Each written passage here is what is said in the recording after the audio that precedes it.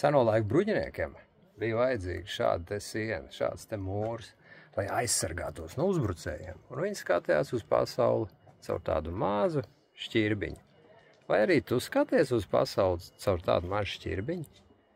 Vai tu daudz vari redzēt? Vai tu vari saprast, kas īsti ir dzīve? Tu redzi tikai tādu mazu fragmentu. Mēs vēl nedzīvojam viduslaikos. Mums nav jādzīvo patstāvīgās bailēs par izdzīvošanu. Ko mēs varam darīt ir, mēs varam pacelties tam visam pāri un dzīvot ar pilnu krūti. Tas nenozīmē, ka tev nav jāmācās novilkt robežas, jā?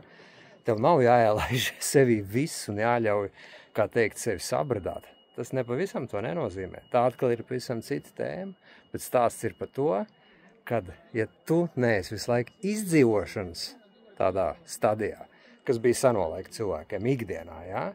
Mums nav jābaidās, ka mums var uzbrukt jebkurā momentā, ka mums var nocirst galvu jebkurā momentā. Dzīve ir pavisam savādāk modernajā pasaulē.